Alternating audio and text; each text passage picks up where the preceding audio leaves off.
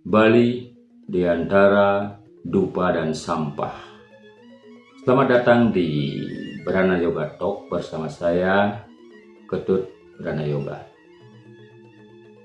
Bali adalah pulau kecil yang setiap pagi disambut oleh bau dupa. Suara gamelan pelan dari pura dan langkah-langkah manusia yang membawa canang sari dengan penuh makna. Pulau ini bukan sekedar destinasi, ia adalah doa yang hidup. Tapi hari ini, di balik arum dupa itu, ada bau lain yang tidak bisa lagi kita sembunyikan. Bau lain tersebut adalah bau sampah. Dan pertanyaannya sangat sederhana. Apakah Bali masih pulau surga? Atau kita sedang perlahan mengubahnya menjadi tempat yang kita sendiri enggan tinggali?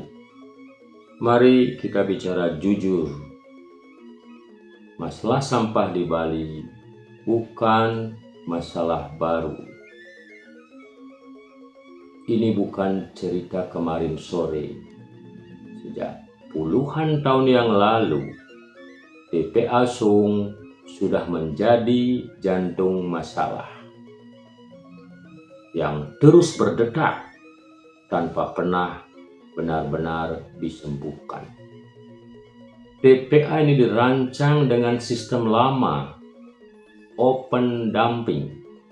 Artinya, sampah ditumpuk, dibiarkan, menumpuk lagi dan lagi. Bukan dikelola, bukan diselesaikan. Dan sekarang ia sudah melebihi kapasitas. Ia sudah lelah, tapi kita masih terus mengirim titipan dosa ke sana setiap hari. Masalah sampah di Bali itu unik. Tidak bisa disamakan sampah kota lain. Kenapa? Karena Bali hidup dalam 3 lapisan, yaitu budaya, pariwisata, dan perilaku masyarakat. Misal dalam budaya, upacara adat menghasilkan banyak sampah organik dalam jumlah besar.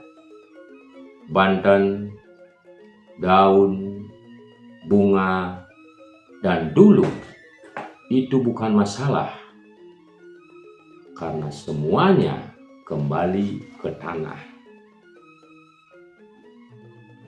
Tapi sekarang plastik ikut masuk ke dalam budaya. Canang pakai plastik, Banten dibungkus plastik, makna suci dicampur limbah abadi. Sekali lagi, makna suci dicampur limbah abadi. Kemudian kita lanjut ke pariwisata. Jutaan wisatawan datang setiap tahun. Mereka membawa uang, tapi juga membawa jejak konsumsi. Air mineral, kemasan sekali pakai, dan jujur saja, sistem kita belum siap menampung ledakan itu. Kemudian perilaku masyarakat. Ini bagian paling sensitif. Kita masih melihat sampah sebagai sesuatu yang hilang setelah dibuang. Padahal tidak ada yang benar-benar hilang. Sampah itu hanya pindah dari rumah kita ke halaman orang lain. Sekarang kita masuk ke inti masalah. Ini bukan soal masyarakat malas memilah sampah. Ini soal sistem yang belum tegas. Pengelolaan sampah di Bali masih terfragmentasi.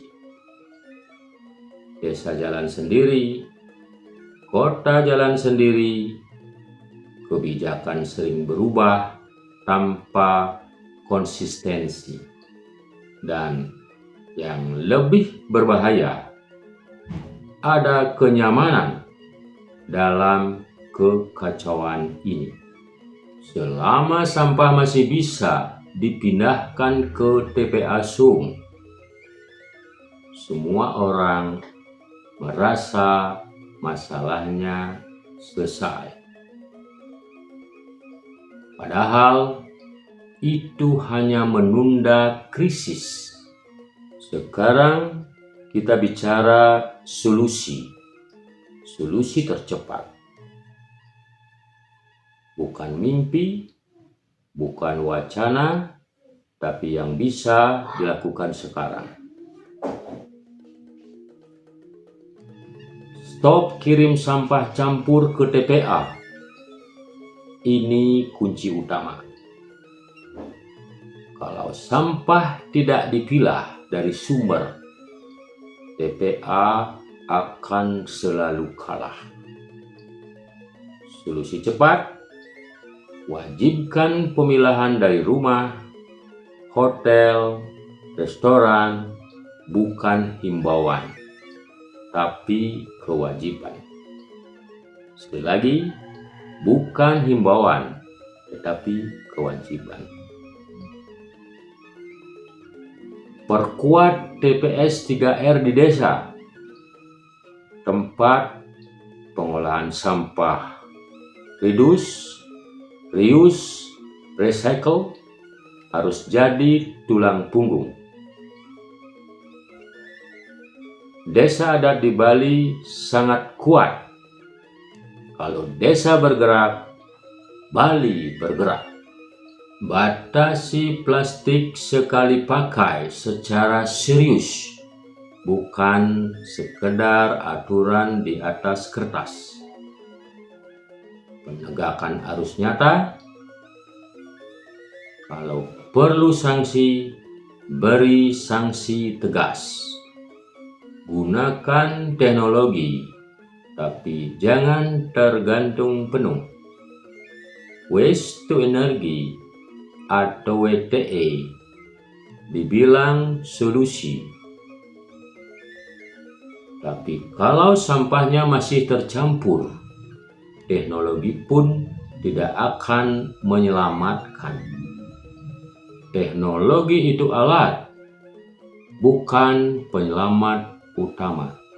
Edukasi brutal dan jujur, bukan kampanye manis.